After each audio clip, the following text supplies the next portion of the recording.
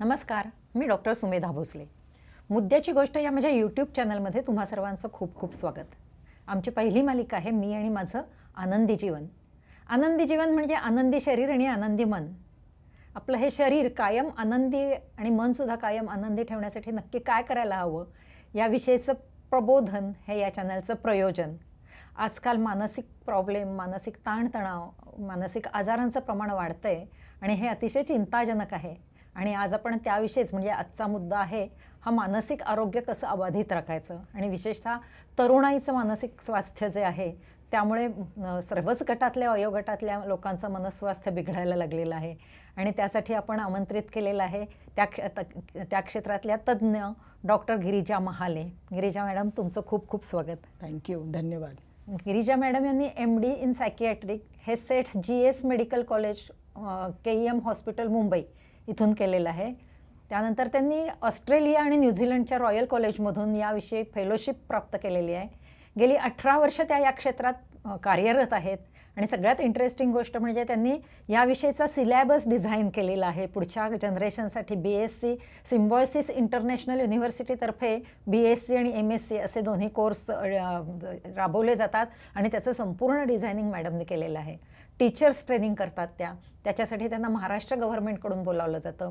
एवढंच नाही तर मोठमोठ्याला इन्स्टिट्यूट, कारण मी म्हटलं तसं हा सायकॉलॉजिकल प्रॉब्लेम इन स्टुडंट्स इतका वाढत चाललेला आहे. त्यामुळे IIT सारखा हेवी अभ्यासक्रम त्याला सामोरं जाताना सुद्धा मुलांना प्रॉब्लेम येऊ शकतात. त्यामुळे मोठमोठ्या इन्स्टिट्यूटमध्ये सतत त्यांना बोलावलं जातं. अनेक वर्कशॉप्स घेतलेली आहेत आणि मग सायकॉलॉजिकल फर्स्ट एड काय असावी, त्याच्याविषयीचा अप्रोच कसा असावा याविषयीचं त्या मार्गदर्शन करतात. आणि आपण आज त्यांच्याकडून ह्या सर्व विषयांची छान अगदी इत्तमभूत माहिती घेणार आहोत. खूप महत्त्वाची माहिती आहे, कारण आपल्याला सर्वांनाच माहिती आहे हा प्रॉब्लेम किती मोठ्या प्रमाणात वाढतोय. त्यामुळे ती सर्वत्र पोहोचवण्याची जबाबदारी तुमची आहे. त्यासाठी चॅनल आधी सबस्क्राईब करा, लाईक करा, शेअर करा आणि जास्तीत जास्त लोकांपर्यंत ही माहिती पोहोचू द्या. कारण आता तरुणाईच्या पलीकडे जाऊन शाळेतल्या मुलांचंही मानसिक आरोग्य थोडंसं धोक्यात आलेलं आहे. तर मॅडम, तुम्हाला मी याच प्रश्नापासून सुरुवात करते की काय प्रमाण झालेला मानसिक विकार वाढण्याचं प्रमाण किती आहे आता? सर्वप्रथम सुमेधाजी, तुम्ही मला इथे बोलवलं त्याबद्दल तुमचे खूप खूप धन्यवाद. आणि खरंच हा विषय खूप महत्त्वाचा आहे. आणि आता जे आपण बघतोय पोस्ट कोविड काळात तर मानसिक आजारांचं, मानसिक विकारांचं प्रमाण आपल्याला खरोखरच वाढलेलं दिसतंय. कारण जसं तुम्ही माझ्या इंट्रोडक्शनमध्ये सांगितलं की गेली 15 वर्ष मी या क्षेत्रात काम करते आणि कोविडच्या आधीचं प्रमाण आणि कोविडच्या नंतरचं प्रमाण याच्यात आम्हाला डेफिनेटली फरक जाणवतोय. तर सर्वसाधारणपणे 5-7 एक व्यक्तीला मानसिक विकार किंवा मेंटल हेल्थ इश्यू असल्याचं आढळून येते. बापरे, 20% हे खूप जास्ती झालं नाही प्रमाण? अगदी, म्हणजे प्रत्येक कुटुंबातच बघा ना की जर सर्वसाधारण आपल्या कुटुंबात 4 किंवा 6 व्यक्ती असतील तर एका व्यक्तीला तरी मानसिक आजार किंवा विकार असण्याची शक्यता आहे. अच्छा. आणि आपण असं बघतो की 75% मानसिक आजार हे वयाच्या 25च्या आधीच उद्भवतात. म्हणजे तुम्ही तरुणाईमध्येच हे आहेत उद्भवतात, त्यांचा उगमच त्या वयात होतो. कशामुळे होत असेल हे असं? तर आता ह्याच्यासाठी अनेक कारणं आहेत. म्हणजे ज्याला आम्ही bio, psycho, socio cultural model असं म्हणतो. बायो म्हणजे जैविक, सायकोलॉजिकल म्हणजे मानसिक, सोशल म्हणजे आपल्या वातावरणात जे काही चेंजेस होत आहेत त्यामुळे, आणि कल्चर. तर जैविक म्हणजे जेनेटिक. बरेच मानसिक आजार हे जेनेटिक असतात. म्हणजे जे डिप्रेशन किंवा स्किझोफ्रेनिया किंवा इव्हन चिंतेचा आजार हा 40 ते 60% अनुवांशिक असतो. अँझायटी हा सुद्धा एक आजार म्हणून अगदी अगदी म्हणजे चिंतेचा आजार जो मी म्हटला तो अँझायटी डिसऑर्डर याच्यात गणला जातो. आणि जर एखाद्या आईला किंवा वडिलांना च्या साईडच्या फॅमिलीमध्ये कोणालाही जर असा असेल मानसिक आजार तर त्यांच्या मुलाला किंवा मुलीला होण्याचा चान्स हा 40 ते 60% आहे.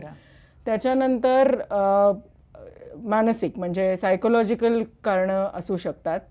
त्याच्यामध्ये स्वतःचं टेम्परमेंट किंवा पर्सनॅलिटी, म्हणजे काही लोक खूप घाबरट असतात लहानपणापासूनच किंवा इंट्रोवर्टेड म्हणजे जास्ती मिसळत नाहीत एकमेकांमध्ये. मग यांच्यामध्ये चिंतेचा किंवा उदासीनतेचा आजार होण्याची शक्यता जास्ती असते. किंवा कोपिंग म्हणजे आपण ताण आला की त्याचा सामना कसा करतो, ही सुद्धा प्रत्येकाची एक पद्धत असते.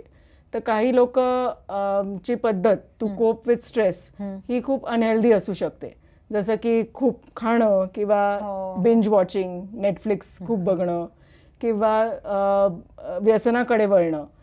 अशा प्रकारचं जर कोपिंग असेल तर या व्यक्तींना सुद्धा मानसिक आजार होण्याचे चान्सेस जास्ती आहेत. हल्लीची पिढी जरा लेचीपेची होती असं वाटतंय का, का हे पहिल्यापासूनच आहे? म्हणजे मी त्या जनरेशनला दोष नाही देणार.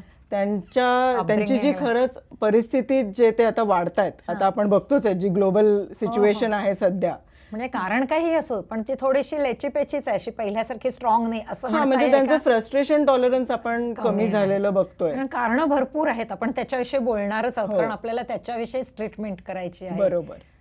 पण डेफिनेटली तुम्ही म्हणता तसं की तितकं त्यांचा पेशन्स नाहीये, तितकं त्यांचं टू टॉलरेट फेल्युअर्स, ती क्षमता सुद्धा आम्हाला कमी जाणवतीये. आणि त्याला कारण जसं तुम्ही म्हणालात अनेक आहेत. प्रमुख कारण आम्ही बघतोय ते की एक तर न्यूक्लिअर फॅमिलीजमध्ये आजकालची मुलं वाढत आहेत आणि त्यामुळे त्यांना जे हवं ते मिळतंय लहानपणापासूनच, त्यामुळे स्ट्रगलची सवय नाही. मला असं अगदी ठामपणे वाटतं की जी व्यक्ती स्ट्रगल्समधनं येते ते डेफिनेटली त्यांचा रेझिलियन्स हा जास्ती असतो आणि त्यामुळे ते चॅलेंजेसना फार छानपणे सामोरे जाऊ शकतात. पालक जास्ती काळजी घेतात मुलांची असं होतंय का? अगदी. म्हणजे दोन्ही टोकं बघतोय आम्ही. एक जिथे खूप ओव्हर प्रोटेक्टिव्ह आहेत, म्हणजे हेलिकॉप्टर पेरेंटिंग, सतत त्या मुलांनी काय केलं पाहिजे प्रत्येक गोष्ट त्यांना सांगितली जाते, म्हणजे पूर्ण कंट्रोल केलं जातं. आणि दुसरे जिथे आई वडिलांना वेळच नाही आहे मुलाकडे बघण्यासाठी, त्यामुळे ते गॅजेट्स आणि इतर मग साधनं शोधतात ते अटेन्शन मिळवण्यासाठी, आणि त्यामुळे उद्भवणारे प्रॉब्लेम्स काही वेगळे आहेत. पण आहे म्हणजे पेरेंटिंग हा खूप मोठा एक विषय आहे. कारण जे विद्यार्थी मी बघते, आता गेले 8 वर्ष मी सिम्बायसिसला आहे, जेथे आम्ही सेंटर फॉर इमोशनल वेलबिंग चालवतोय, आणि एक 20,000 तरी मुलांनी आमच्या काउन्सिलर्सकडून काउन्सिलिंग घेतलं असेल. अरे वा. आणि जे अनुभव आम्हाला आलेत गेल्या 8 वर्षात, त्यातून मी सांगेन की ॲटलिस्ट 90% विद्यार्थी यांच्या घरांमध्ये प्रॉब्लेम्स आहेत आणि त्यामुळे त्यांना मानसिक प्रॉब्लेम्स आहेत असं आम्हाला आढळून पण मग येतं. तुम्ही पाहिला तर तो क्लास, म्हणजे अरे वा, मी अशासाठी म्हटले की 20,000 लोकांना काउन्सिलिंग देण्याची क्षमता असलेली केंद्र आहेत इथे. पण त्याच वेळी माझ्या मनात अरे बापरे, हे सुद्धा येऊन गेलं, कारण 20,000 हा आकडा खूप मोठा आहे. आणि तुम्ही म्हणता 20,000 फॅमिलीज मध्ये असे प्रॉब्लेम्स आहेत, आणि मग त्या फॅमिलीज लोअर सोशो इकॉनॉमिक मधल्या आहेत का मोठ्या याच्यातल्या, म्हणजे चांगल्या ॲफ्लुएंट क्लास मधल्या आहेत? तर सगळ्या प्रकारच्या फॅमिलीज आहेत, म्हणजे सगळीकडे प्रॉब्लेम आहेत.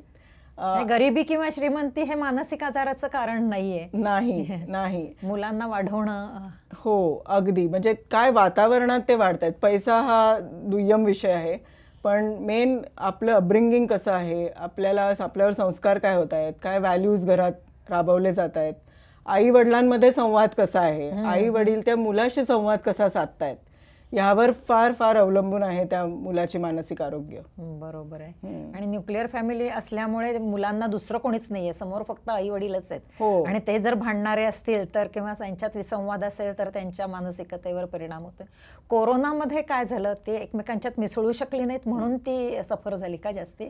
हो ना, कारण ज्या वयात जी नीड असते ती जर मीट नाही झाली तर ते चॅलेंजेस येणार.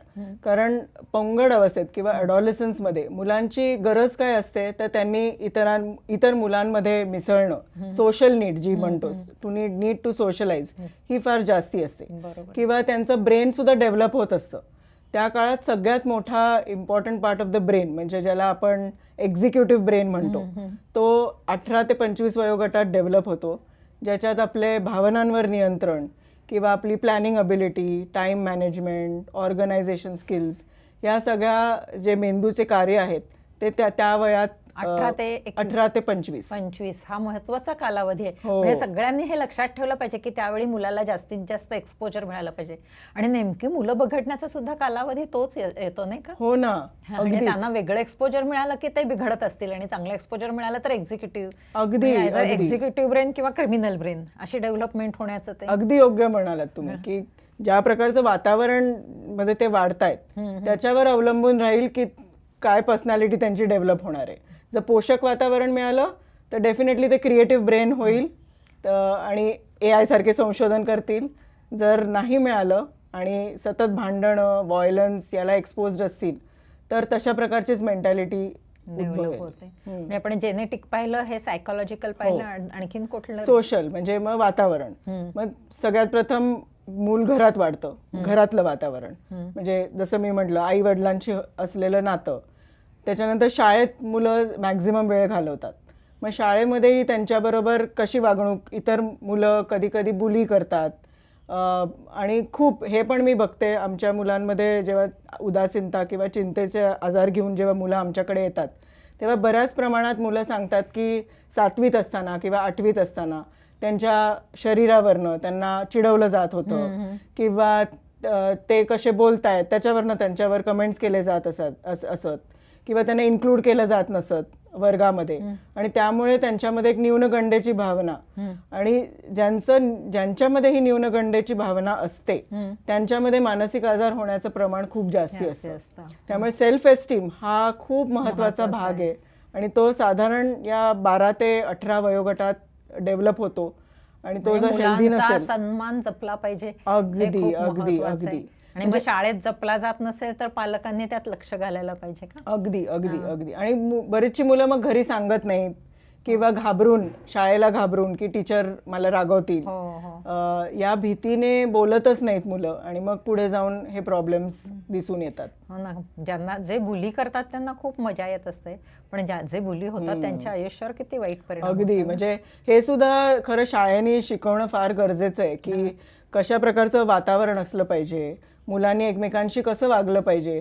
आपली शिक्षण पद्धती फार ढाच्यामध्ये आहे. म्हणजे फक्त English, math, science, geography, history याच्यावर भर दिला जातो.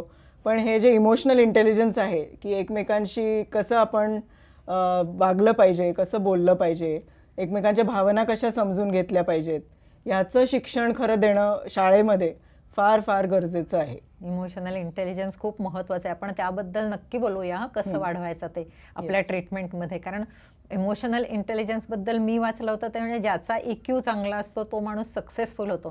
त्याच्यामुळे आपण मुलांना आणि त्यांच्या पालकांना, कारण हे शक्यतो पॉडकास्ट पालक आणि त्यांचे आजी आजोबा जास्ती बघतात मुलांपेक्षा, त्यांची मीडियम्स वेगळी असतात. आणि इतके छान आहेत हे प्रेक्षक की ते लिहून वगैरे घेतात. त्याच्यामुळे आपण त्यांना सगळी सिस्टमॅटिक माहिती देऊया. आपण पुढचं कारण काय आता? तर सोशल आपण म्हटलं, आणि कल्चरल म्हणजे काही काही समाजांमध्ये मानसिक आरोग्याबद्दल इतका स्टिग्मा असतो. म्हणजे त्यांना असं वाटतं की हे काही नाही आहे, उदासीनता, चिंता वगैरे हे कुठून आलं, आमच्या वेळेचं काही नव्हतं. त्यामुळे ते एक्सेप्टच करत नाहीत की असं काही होऊ शकतं. किंवा आता सायकोसिस नावाचा एक मानसिक आजार, स्किझोफ्रेनिया ज्याला आपण म्हणतो, ज्याच्यात व्यक्तीला भास होतात किंवा त्यांना असं वाटतं की काहीतरी कोणीतरी आपल्याला काहीतरी करणार आहे, मारायला येणार आहे. तर अशा व्यक्तीला तो मानसिक आजार आहे असं समजत नाहीत आणि मग त्याला जादूटोणा झालाय म्हणून देवळात घेऊन जातील किंवा मस्जिदीत घेऊन. खूप आहे. त्यामुळे मानसिक आरोग्याबद्दल गैरसमजुती समाजात पुष्कळ आहेत आणि त्यामुळे उपचारासाठी सुद्धा खूप उशिरा आणलं जातं. आणि जितका उशिरा उपचार होणार तितके मग चान्सेस ऑफ इम्प्रूव्हमेंट खाली जातात. जितकं आपण लवकर शोधून काढू की प्रॉब्लेम आहे आणि त्याच्यावर उपचार करू तितके चांगले रिझल्ट्स आपल्याला दिसतात.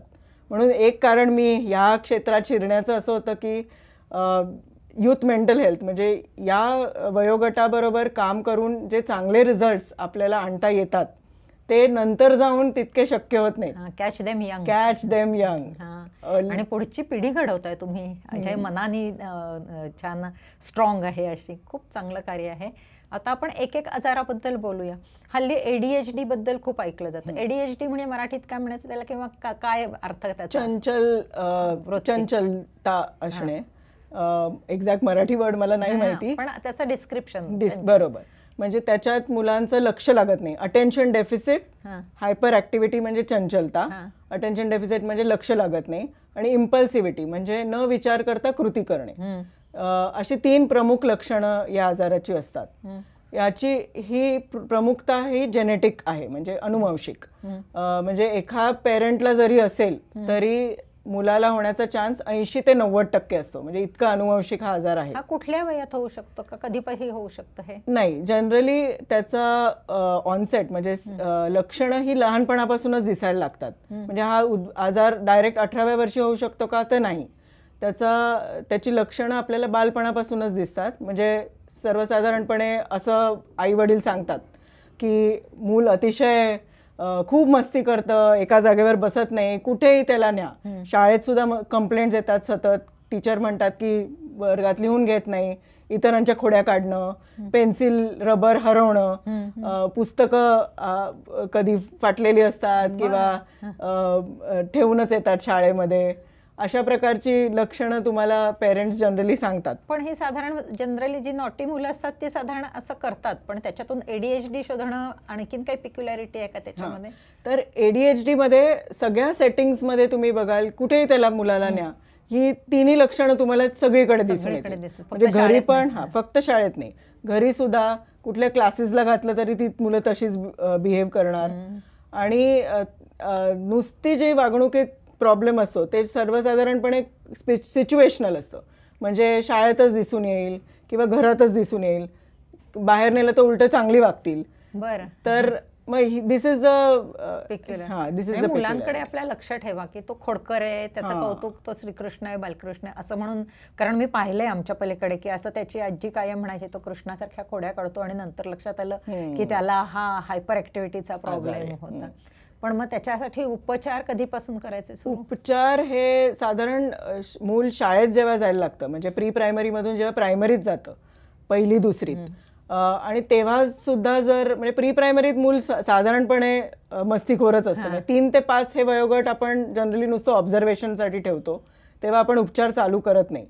पण जेव्हा मूल प्रॉपर स्कूलमध्ये यायला लागतं 6-7 वर्षाचं, आणि जर मग शिक्षक कंप्लेंट करत असतील की तुमचं मूल बसत नाहीये एका जागेवर, वया कंप्लीट करत नाहीये, आणि घरात सुद्धा तीच कंप्लेंट आहे, तर मात्र मग लगेचच्या लगेच समुपदेशकाकडे नेऊन काही चाचण्या आपण करतो, काही फॉर्म्स दिले जातात भरायला शिक्षकाला सुद्धा आणि आईबाबांना सुद्धा.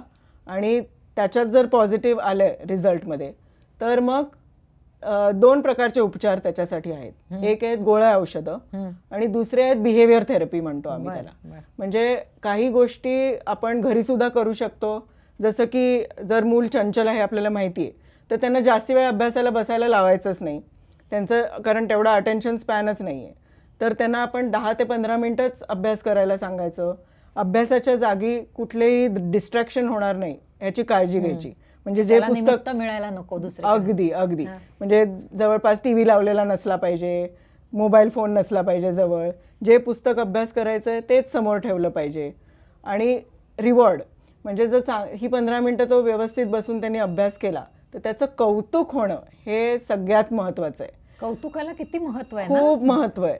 कारण आपलं ब्रेन हे आपण कसं काय शिकतो सगळ्या गोष्टी, जेव्हा आपल्याला चांगलं वाटतं, जी गोष्ट आपल्याला चांगली वाटते ती आपण पुन्हा पुन्हा करतो, बरोबर. हा ब्रेन आपल्याला मेसेज देत असतो. डोपामिन नावाचं एक रसायन आपल्या मेंदूत निर्माण होत असतं. जेव्हा आपल्याला चांगलं वाटतं तेव्हा डोपामिन सांगतं की हां हे चांगलं वाटतंय, हे परत कर. त्यामुळे जेव्हा आपलं कौतुक होतं तेव्हा त्या मुलाला वाटतं अरे वा छान आहे, हे मी परत केलं पाहिजे. मग हळूहळू त्या मुलाला अभ्यासाची गोडी लागते, तो अभ्यास चांगला करायला लागतो. म्हणजे ह्याच्यावरती मी तुम्हाला एक किस्सा सांगेन की किती अर्ली आयडेंटिफिकेशननी फरक पडू शकतो. आमच्याकडे एक मुलगा आला होता, 6 वर्षाचा होता, आणि बोलायला तुम्ही जर त्याच्याशी गेलात तर मला तर वाटलं माझ्याहीपेक्षा खूप हुशार आहे. इतकी पटकन तो तोंडी गणितं सोडवायचा. आणि पण शाळेत इतक्या कंप्लेंट्स, म्हणजे टीचर वैतागल्या होत्या. दर आठवड्याला प्रिन्सिपलकडे एकतरी फेरी व्हायची त्याची, आणि कायम त्याला बाहेर उभं केलं जायचं कारण वर्गात अतिशय मस्ती करायचा. एक दिवशी तर त्यांनी असं झालं की असाच तो खूप धावत सुटला होता आणि बाहेर गेला, आणि चुकून त्याच्या हातून वर्गाची कडी लागली गेली. अरे बापरे. हा, तर सगळेजण घाबरले, सगळ्यांना खूप भीती वाटली, आणि प्रिन्सिपलने ठरवलं या मुलाला शाळेच्या बाहेर काढायचं. मग ते आई वडील धावत धावत आमच्याकडे आले आणि म्हणाले अहो आमचा मुलगा खूप हुशार आहे, बघा ना काही करता येईल का. मग आम्ही त्याच्या चाचण्या केल्या, आणि लगेच म्हणजे त्याच्याकडे तर बघूनच आम्हाला लक्षात आलं की याला ADHD आहे. मग त्याला मात्र औषधांची गरज होती, कारण त्याची हायपर ॲक्टिव्हिटी फारच जास्ती होती. पण आम्ही दोन्ही चालू केलं त्याला. टीचर पहिलं तर प्रिन्सिपलला मी एक पत्र लिहिलं की या मुलाला ADHD आहे आणि आपण काय काय उपाययोजना करू शकतो ज्यामुळे की शाळेला त्रास होणार नाही. कारण ऑफकोर्स बरोबर आहे, हो. सगळ्यांची सुरक्षितता हा मेन हेतू असतो शाळेचा आणि तो असलाच पाहिजे. त्यामुळे सगळ्यांना कसं सुरक्षित ठेवता येईल ह्याची आम्ही उपाययोजना केली. टीचरला भेटलो आणि त्याची हळूहळू थेरपी चालू केली. त्याला आधी वेगळं बसवायचो, पुढे बसवायला सांगितलं टीचरला की, आणि त्याला मॉनिटर बनवलं क्लासचं. आणि त्याला कामं दिली की पिरियड संपला की सगळ्या वह्या तू गोळा करायच्या किंवा फॅकल्टी रूममध्ये जाऊन तू सगळ्या टीचर्सना द्यायच्या गोष्टी. त्याला त्याची एनर्जी चॅनलाइज केली. त्याला स्पोर्ट्समध्ये टाकलं. त्याच्या आईला सांगितलं त्याला स्विमिंगला घाला, त्याला 1 तास संध्याकाळचं स्विमिंग करू दे. मग तो दमायचा. मग दमला की रात्री चांगला झोपायचा, झोपला की सकाळी चांगला उठायचा. आणि औषधांमुळे सुद्धा त्याला त्याची चंचलता ही खूप आटोक्यात आली. तो वर्गात व्यवस्थित बसायला लागला, तो लिहायला लागला. इतका चांगला की आज तो मुलगा खरंच सांगते पहिल्या 5त येतो. अरे वा. म्हणजे तो हुशार तर होताच, पण या आजारामुळे त्याचा अभ्यास होत नव्हता पूर्ण, कॉन्सन्ट्रेशन नव्हतं. आणि त्यामुळे त्याच्यामध्ये तो न्यूनगंड हळूहळू निर्माण व्हायला लागला होता. तो जेव्हा मला पहिल्यांदा भेटला तेव्हा तो म्हणाला, मी चांगला नाही आहे ना हो डॉक्टर, सगळे मला नावं ठेवतात, सगळे मला म्हणतात की तू खूप वाईट आहेस, तू नॉटी आहेस. हां, त्यामुळे सगळे चिडवायचे त्याला. त्यामुळे त्याला असं वाटायचं की माझं कोणीच कौतुक करत नाही. पण त्याचे आई बाबा खूप समजूतदार होते. त्यांना समजत होतं की मुलगा तर खूप हुशार आहे, पण काहीतरी गडबड आहे. त्यांना माहिती नव्हतं हा आजाराबद्दल. पण जेव्हा उपचार चालू केले आणि हे रिझल्ट्स बघितले, आम्हालाही खूप छान वाटलं की अनुवंशिक होता का, असतो का आजार? हो, त्याच्या वडिलांमध्ये होतं. अच्छा. पण ते वडील पण म्हणाले आम्हाला काहीच माहिती नव्हतं, त्यामुळे मी कधीच हे उपचार घेतले नाही. पूर्वी कसं शाळेत 2 दणके वगैरे दिले की मुलं शांत बसायचे, पण हल्ली तसं दिलं की आणखीन त्यांच्यावरती वाईट परिणाम होतात हे लक्षात आलं. त्यामुळे मारणं हा तर गुन्हाच आहे मुलांना. अशा मुलांना तर अजिबातच नाही अशी शिक्षा केली पाहिजे ना. पण मग तुम्ही म्हणालात औषधं दिली जातात, ते औषधं कशी काय काम करतात? औषधं त्या रसायनांमध्ये जो बिघाड असतो ते सुधारण्यामध्ये मदत करतात. आणि मग ही औषधं आम्ही कधी कधी ही औषधं थोडेसे त्याचे दुष्परिणाम पण असतात. म्हणजे प्रत्येक औषध, साधी क्रोसिनची गोळी घेतली तरी त्याचे पण साईड इफेक्ट्स असतात. तर आम्ही पालकांना जेव्हा समुपदेशन करतो तेव्हा तेच सांगतो की जेव्हा आम्ही ठरवतो की एखाद्या व्यक्तीला औषधांची गरज आहे, त्याचे फायदे जास्ती असतात आणि त्याचे दुष्परिणाम कमी असतात, म्हणूनच आम्ही ते सुचवतो. आणि आवश्यकता असल्याशिवाय कधीही देत नाही औषधं. आणि या औषधांचं पण आम्ही दुष्परिणाम कमी होण्यासाठी काय करतो तर त्यांना सांगतो की शनिवार रविवार जेव्हा मुलांना सुट्टी असते तेव्हा नका देऊ.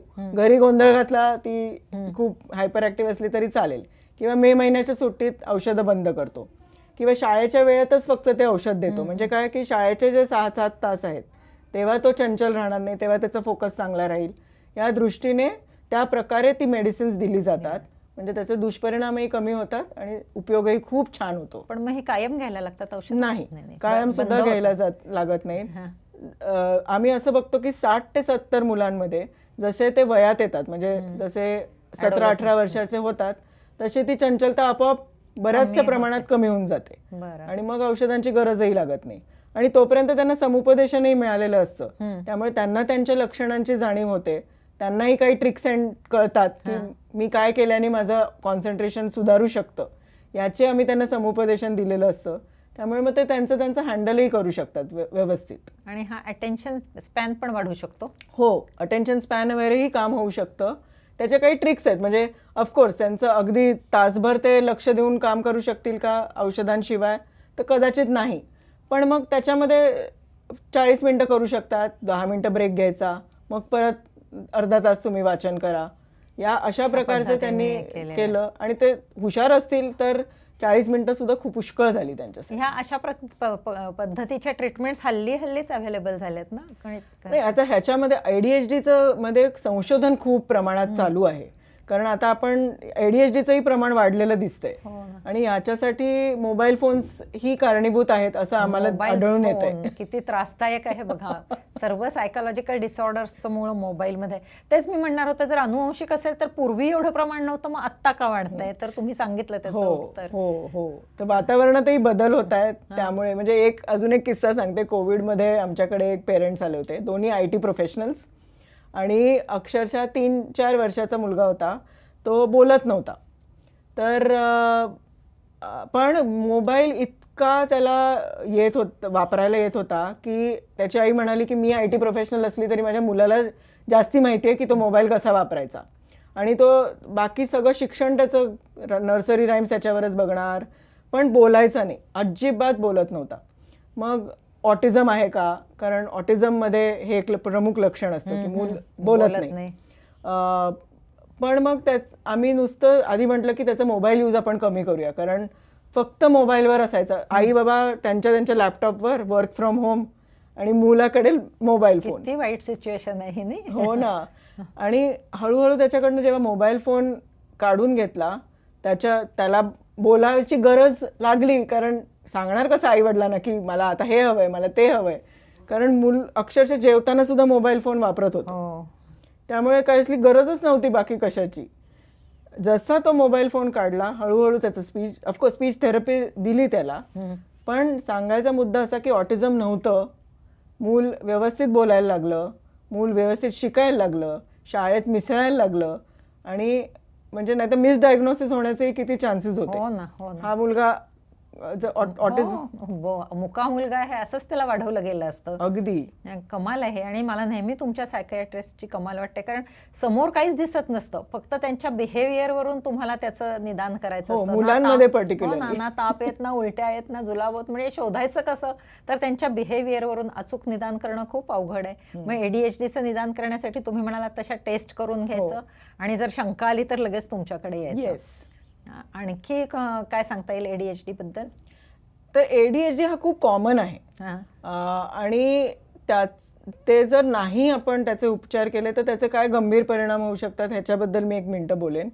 की अशा अनेक केसेस आहेत की ज्या ADHD ट्रीटमेंट न मिळाल्यामुळे काय होतं की मग अभ्यासात मागे पडायला लागतात ही मुलं. जरी हुशार असली तरी फोकस नसल्यामुळे वह्या पूर्ण करू शकत नाहीत, अभ्यास पूर्ण होत नाही, परीक्षेत पूर्ण पेपर लिहू शकत नाहीत, त्यामुळे मागे पडत जातात.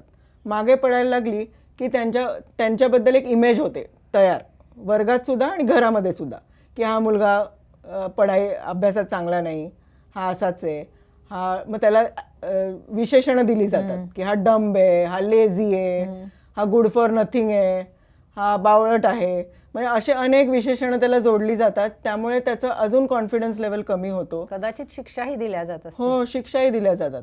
ADHD बरोबर लर्निंग डिसेबिलिटीचंही प्रमाण खूप जास्ती असतं. बरं. म्हणजे ह्याला आपण न्यूरो डेव्हलपमेंटल डिसऑर्डर्स असं म्हणतो, किंवा न्यूरो डायव्हर्सिटी असं म्हणतो. म्हणजे काय? मेंदूमधले फरक. आपल्या मेंदूमध्ये एका प्रकारचं वायरिंग आहे, या मुलांचं वायरिंग थोडंसं वेगळं असतं, आणि हे वायरिंग वेगळं असल्यामुळे ही लक्षणं आपल्याला दिसून येतात. तर लर्निंग डिसेबिलिटीमध्ये सुद्धा तोच प्रकार आहे. बुद्धिमत्ता चांगली असते, पण त्या मुलांना विशिष्ट आयदर वाचनात प्रॉब्लेम येतात, किंवा लिहिण्यात प्रॉब्लेम येतात, किंवा गणितात प्रॉब्लेम येतात. म्हणजे डिसलेक्सिया, डिसग्राफिया किंवा डिसकॅल्क्युलिया असं त्याला आपण म्हणतो. आणि ADHDच्या मुलांमध्ये LDचं प्रमाण आम्ही खूप जास्ती बघतो. तर मग या मुलांमध्ये लर्निंग डिसेबिलिटीचंही टेस्टिंग करायला लागतं, आणि तो जर इश्यू असेल तर त्याच्यासाठी रेमेडियल एज्युकेशन दिलं जातं. काय असतं रेमेडियल एज्युकेशन? म्हणजे वेगळ्या पद्धतीने शिकवणं. जे ट्रेडिशनल वे ऑफ टीचिंग आहे, जसं बोर्डवरती लिहून टीचर शिकवते किंवा बोलून शिकवते, अशा पद्धतीने न शिकवून त्यांना वाळूत अक्षर लिहून किंवा क्लेचा वापर करून इतर सेन्सरी मोडॅलिटीज यूज करून त्यांना शिकवलं जातं, आणि ते व्यवस्थित शिकून अक्षरशः बाकी मुलांसारखे छान शिकतात आणि पुढे येतात. मग अशी काही कुठली सेंटर्स आहेत की असं एज्युकेशन देणारी, का तुमच्या सायकियाट्रिस्टकडे आल्यानंतर तेच सुचवतात असं करा पालकांना? तर एक टीम असते जे याचं निदान करण्यासाठी, आणि LDसाठी पर्टिक्युलरली गव्हर्नमेंट हॉस्पिटलमधनं सर्टिफिकेट मिळवणं गरजेचं असतं. कारण आपले हे जे CBSE बोर्ड आहे किंवा SSC बोर्ड आहे, हे त्यांना प्रोव्हिजन्स आहेत. म्हणजे ज्या विद्यार्थ्याला लर्निंग डिसेबिलिटी आहे त्यांना एक सर्टिफिकेट दिलं जातं त्यांच्या डिसेबिलिटीनुसार, आणि त्यांना मग 10वी जास्ती वेळ दिला जातो अभ्यास, किंवा हा, रायटर दिला पेपर जातो येण्यासाठी. अच्छा. आणि त्यामुळे मग यांचा कॉन्फिडन्स बिल्ड होतो आणि मग उदासीनता किंवा चिंतेचा आजार मग होत नाही. नाहीतर ADHD जर डिटेक्ट नाही झालं तर मागे अभ्यासात मागे पडतात, कॉन्फिडन्स कमी होतो, मग उदासीनता, चिंतेचा आजार या मुलांमध्ये जास्ती दिसून येतो. त्यामुळे एका आजारापासून मग अनेक आजार पर्यंत सुरुवात होते आणि मग ही मुलं ड्रॉपआउट होतात, मग अभ्यास करत नाहीत पुढे, मग दुसऱ्या काही प्रवृत्ती निर्माण होतात किंवा व्यसनाकडे वळतात. कारण मग ते कोप कसं करायचं, कारण कोणीच मला समजून घेत नाहीये. म्हणजे आपण तारे जमीन पर सगळ्यांनी बघितल्याच असेल, तर त्याच्यात जसं दाखवलंय. त्याच्या आई वडिलांचा पण रोल खूप अवघड आहे ना. हो ना, त्या लोकांना पण काही त्रास होत असेल मानसिक. अगदी. म्हणजे केअर गिव्हर्स बर्डन जे आपण म्हणतो ते एकतर पहिलं तर सगळ्यांनाच एक हेल्दी मूल हवं असतं. हो ना. त्यामुळे जेव्हा आईला कळायला लागतं की हे मूल थोडं वेगळं आहे, ते लगेच एक्सेप्टन्स होत नाही. बरेच पेरेंट्स आमच्याकडे, म्हणजे एक अजून एक किस्सा सांगते. अतिशय श्रीमंत घरातली, बँकेत ती सिनियर एक्झिक्युटिव्ह होती आई. पण आईचं वय जेव्हा मुलगी झाली तेव्हा 35ची नंतर तिला मूल झालं होतं. पण एक पहिलं मूल आणि अगदी हवं होतं, बऱ्याच वर्षांनी झालं होतं. त्यामुळे अगदी जीव डोळ्यात तेल घालून ती आई त्या मुलीचं करत होती. पण त्या मुलीला ऑटिझम होतं. अरे पण अनेक वर्ष ती आई एक्सेप्टच करायला, म्हणजे इतकी सिव्हिअर डिनायलमध्ये होती की ती जेव्हा पहिल्यांदा आमच्याकडे आली त्या मला सांगत होत्या की माझी मुलगी एकदम नॉर्मल आहे. म्हणजे ती तुम्हाला टीचर्स काही सांगू दे की ती शाळेत बोलत नाही, ती कोणाकडे बघत नाही, ती कोणामध्ये मिक्स होत नाही, असं काही नाहीये. हा, बघ बरं, ती बोलते. आणि त्याच बोलत होत्या तिच्यासाठी. आणि तिला नाही, हिने मला आत्ता सांगितलं कोणाला आपण भेटायला जातोय, तिने मला विचारलं. म्हणजे ती आईनी एक स्टोरी ते तयार केली होती तिच्या मनाचं समाधान करण्यासाठी की आपल्या मुलीमध्ये प्रॉब्लेम नाहीये, मुलाचं वैगुण्य झाकण्यासाठी. हो. मग आधी आम्हाला आईचं समुपदेशन करावं लागलं. म्हणजे मुलीला तर आम्ही हातच नाही लावला. आधी आईला आम्ही त्या एक्सेप्टन्स स्टेजपर्यंत आणलं. त्याच्यानंतर आमच्या सिम्बायसिस इंटरनॅशनल स्कूलमध्ये अशी फॅसिलिटी आहे जिथे अशा मुलांचं आपण समुपदेशन आणि सगळ्या प्रकारचे इंटरव्हेन्शन होतं.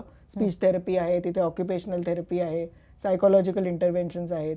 तर या मुलीला मग आम्ही त्या शाळेत घालायला सांगितलं आणि आज ती मुलगी बोलू म्हणजे ऑफकोर्स एकदम नॉर्मल मुलासारखी नाही, पण ती बोलायला लागली, ती मिक्सअप व्हायला लागली, खूप सुधारणा आहे. आणि ती आता आई आमच्याकडे पेढे घेऊन आली होती परवा की माझी मुलगी आता छान करते. अवघड आहे हा ADHD आजार. पण म्हणजे याचा मला प्रबोधन झालं किंवा मी थोडंसं समराईज करते त्यात राहिलं तर सांगा प्लीज, की लहानपणापासून मुलावरती बारीक लक्ष असायला हवं. थोडंसं काहीतरी दिसलं तर त्याच्याकडे दुर्लक्ष न करता आधी पॅरेंट्सनी शंका घ्यायला हवी की बाबा ह्याच्यात काही वेगळं नाहीये ना, आणि ताबडतोब सायकोलॉजिस्टना भेटायला हवं. आणि मग त्यांच्या उपचारांना, कारण अर्लियर जेवढ्या लवकर जाल तेवढ्या उपचारांमध्ये जास्ती पॉझिटिव्हिटी येते आणि लवकर रिकव्हरी होते. आणि दिलासा देणारी गोष्ट म्हणजे जसजशी मुलं मोठी होतात तसतसं याचं प्रमाण कमी होतं. ADHD बऱ्याच 60 ते 70% मुलांमध्ये ही चंचलता कमी होते. कॉलेज वगैरे मुलांमध्ये वगैरे हा आजार नसतो ना? असतो ना. ऍडल्ट ADHD पण असतं. काय असतं त्याच्यात? ऍडल्ट ADHD म्हणजे मग ते मोठेपणात सुद्धा तीच लक्षणं आपल्याला दिसतात, पण ऍडल्ट जीवनात मग अभ्यास नसतो. त्यामुळे मग ती कसे आपल्याला कळतात तर डिसऑर्गनायझेशन, म्हणजे त्यांना व्यवस्थापन करता येत नाही, गोष्टी नीट जागेवर ठेवत नाहीत किंवा नातेसंबंधांमध्ये ताण निर्माण होतो ऍडल्ट ADHDच्या व्यक्तींमध्ये, कारण इम्पल्सिव्ह असतात. त्यामुळे ते पटकन शॉपिंग करतील किंवा राग लवकर येतो, अशा प्रकारची लक्षणं असतात. त्यामुळे मग नातेसंबंधांमध्ये ताण निर्माण होतो. व्यवस्थापन चांगलं नसल्यामुळे नोकरीत टिकून राहत नाहीत किंवा अभ्यास करताना सुद्धा एक करिअर नाही, बदलत राहतात सतत. त्यामुळे मग अजून नातेसंबंधांमध्ये प्रॉब्लेम येतात, कारण मग आई वडील म्हणतात की अरे काय तू सारखं बदलत राहतोस, कुठे स्टेबल होऊ शकत नाही. पण मग त्यांना पण उपचार असतात. हो, त्यांनाही चांगले उपचार आहेत आणि औषधं गोळ्यांनी आणि अशाच प्रकारच्या काही टेक्निक्सनी त्यांचं ADHD पूर्णपणे कंट्रोलमध्ये येऊ शकतं. पहिलं म्हणजे की आपल्याला जेव्हा ॲक्सेप्टन्स येतो ना की काहीतरी प्रॉब्लेम आहे आणि त्याच्यावर जेव्हा आपण काम करायला सुरुवात करतो, अर्धा प्रॉब्लेम आय फील तिथेच सॉल्व्ह होतो. पण मग त्या मुलांना कळतं, मोठ्या लोकांना, मुलांना किंवा बायकाही असतील, पुरुषही असतील, त्या एज ग्रुपमधल्या जे कोणी आहेत त्यांना, की आपल्याला हा असा प्रॉब्लेम आहे का, त्यांच्या बाजूच्या लोकांच्या लक्षात येतं? म्हणजे डायग्नोस कसं?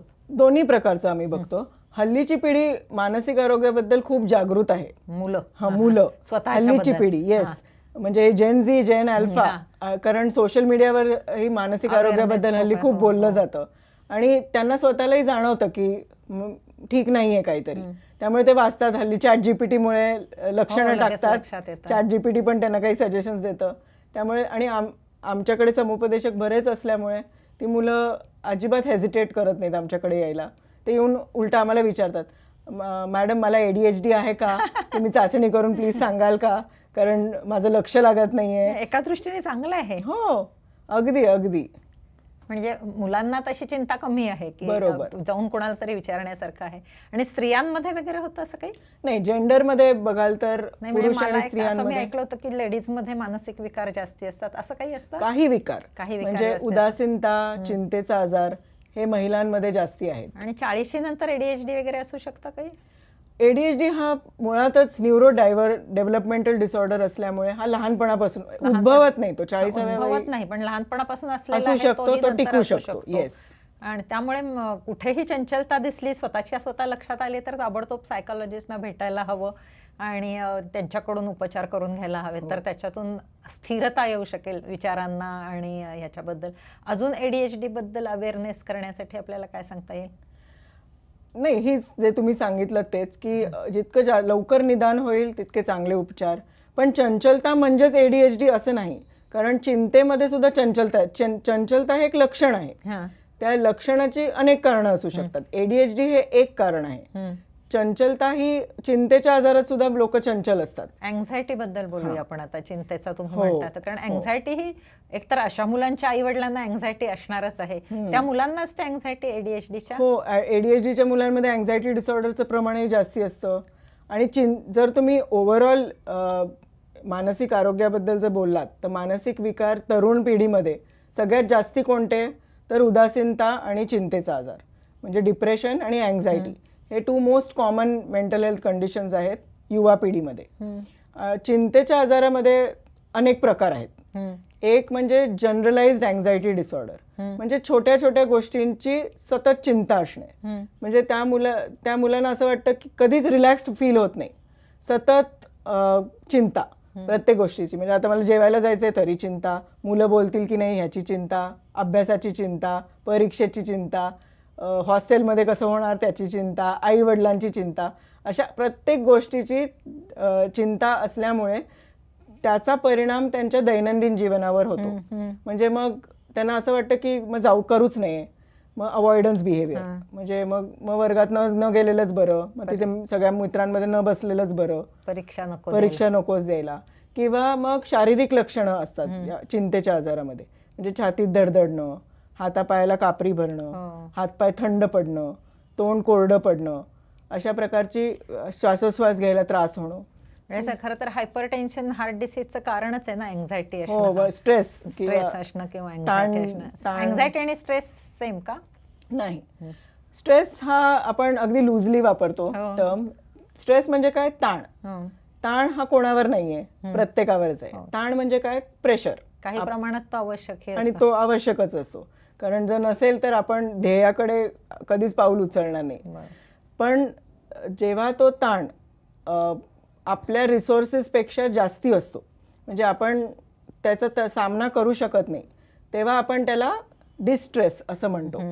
आणि डिस्ट्रेस सुद्धा आपण जर मॅनेज केला नाही तो विकार होतो.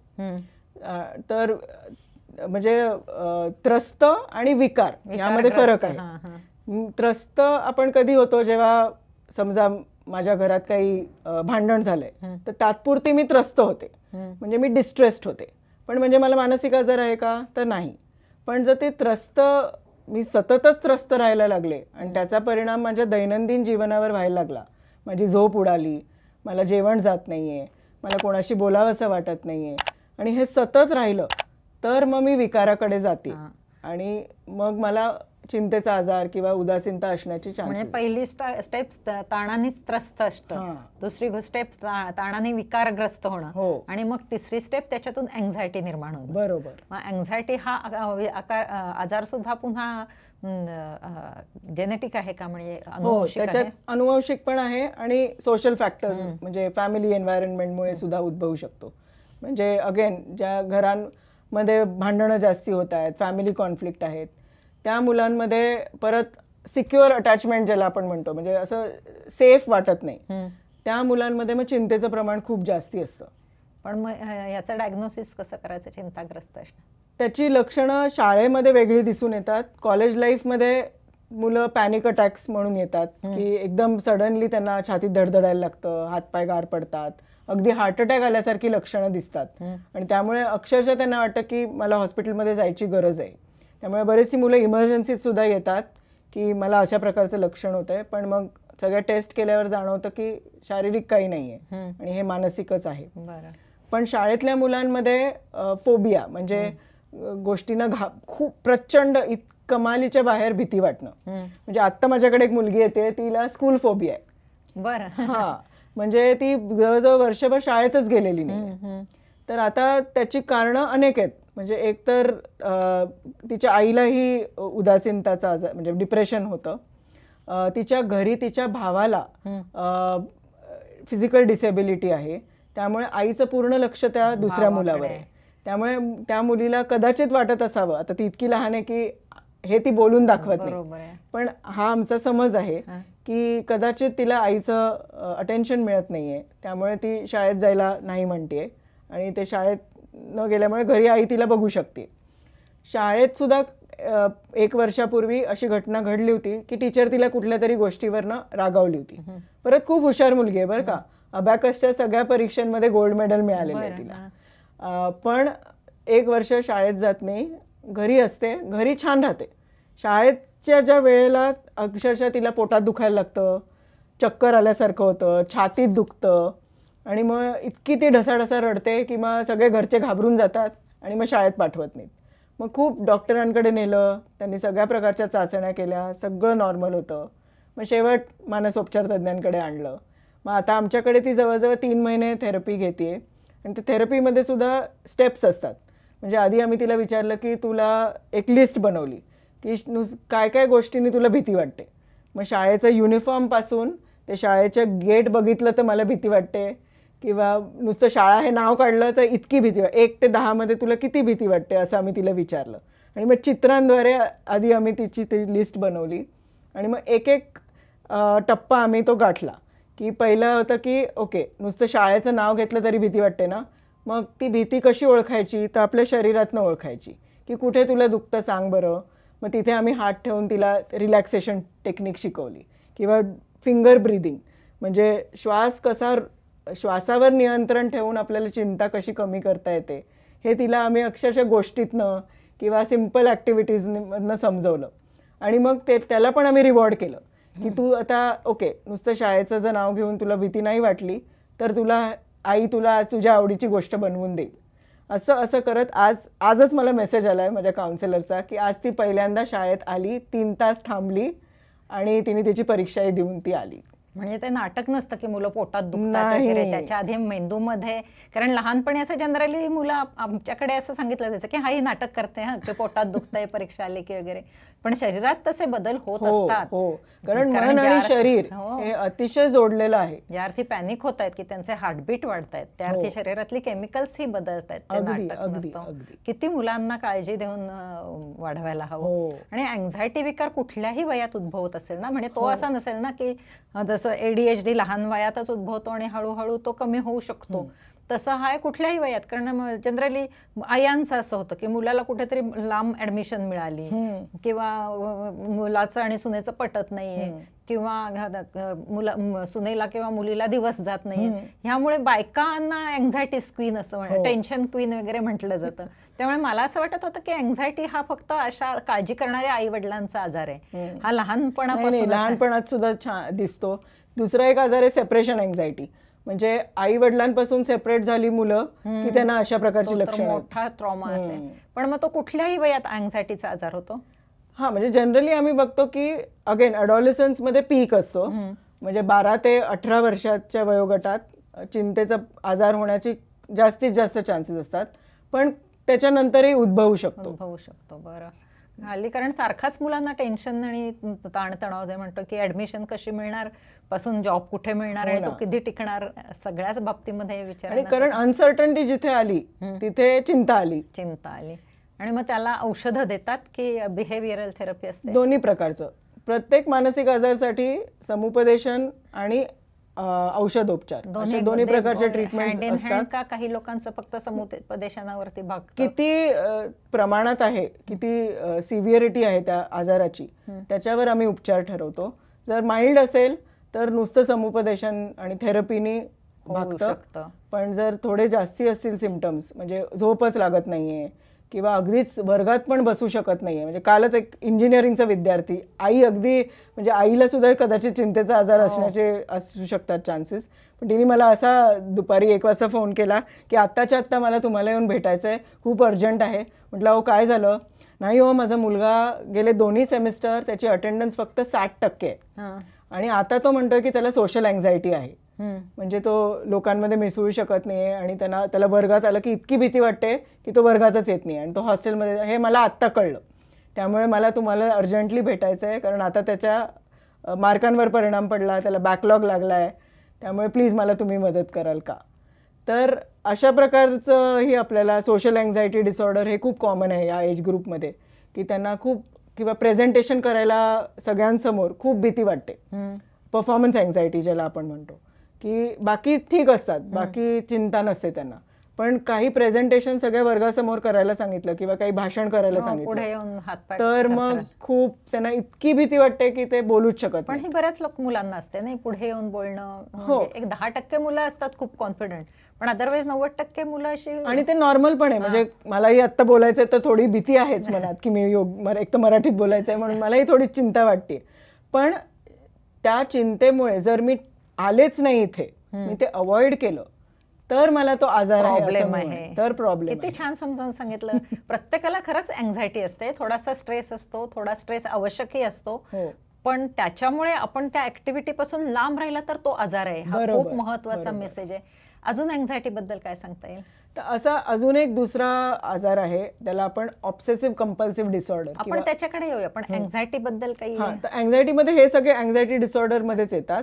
जे जनरलाइज्ड अँझायटी मी सांगितलं, एक पॅनिक डिसऑर्डर आहे, त्याच्यानंतर फोबिया, म्हणजे एखाद्या गोष्टीची उंचीची असू शकते, पाण्याची असू शकते, अंधाराची असू शकते, लिफ्टची असू शकते. तर असे वेगवेगळ्या प्रकारचे फोबियाज काही लोकांना असतात. त्याच्यानंतर PTSD किंवा पोस्ट ट्रॉमॅटिक स्ट्रेस डिसऑर्डर, आणि आय थिंक या युद्धाच्या काळात बऱ्याच लोकांना, मला सुद्धा आता घाबरायला होतं की कधी हे पेट्रोलचं वगैरे झालं की आता परदेश प्रवास बंद होणार, अमुक तमुक असं युद्धाचं वाटतंच, पण त्याचा परिणाम करून रोजच्या डे टू डे ऍक्टिव्हिटीवरती परिणाम नाही झाला पाहिजे. बरोबर, अगदी बरोबर. आणि अशा व्यक्तींना, म्हणजे जे कुठल्या अशा अति संकटाच्या परिस्थितीतनं गेलेत, म्हणजे जसं युद्ध झालं किंवा अर्थक्वेकमध्ये एखाद्या व्यक्तीला एक्सपिरियन्स आलाय किंवा रेप, कोणावर काही शोषण झालंय, तर अशा व्यक्तींना PTSD होण्याचा चान्स खूप जास्ती असतो. काहीतरी मानसिक आघात झाल्यानंतर. नॅचरल आहे ते, पण म्हणजे त्यानंतर त्यांना समजून घेणं खूप आवश्यक आहे. मग त्यांना असे लक्षणं दिसतात की त्यांना फ्लॅशबॅक्स, म्हणजे त्याच गोष्टी परत परत अक्षरशः जशा की आत्ता घडतायत असं त्यांना डोळ्यासमोर ते चित्र येतात. मग त्यांना हे छातीत धडधडणं होतं. मग त्यांना नातेसंबंधांमध्ये सुद्धा प्रॉब्लेम येतात, कारण कुठे सेफ वाटत नाही, कोणावर विश्वास ठेवता येत नाही. त्यामुळे या आजाराचंही प्रमाण बऱ्यापैकी आम्हाला दिसतं आमच्या कॉलेज पॉप्युलेशनमध्ये, की घरात जर खूप अब्युझिव्ह नातेसंबंध असतील तर या मुलांमध्ये PTSD किंवा कॉम्प्लेक्स ट्रॉमा अशी लक्षणं खूप दिसतात आणि मग त्यांचं वेगळं समुपदेशन करावं लागतं. तर आपल्याला गिरिजा मॅडमने खूप छान माहिती दिली आहे ADHD बद्दल आणि अँझायटी बद्दल. अजून मानसिक आजारांबद्दल बोलायचं खूप राहिलेलं आहे, पण आपण त्यांना पुन्हा एकदा बोलावणार आहोत. आत्ता आपण इथे थांबतो आहोत, पण तुम्ही त्याच्या आधी ही माहिती महत्त्वाची हे जाणून घ्या आणि जास्तीत जास्त लोकांपर्यंत पोहोचवण्यासाठी व्हिडिओ सबस्क्राईब करा, शेअर करा आणि लाईक करा. धन्यवाद.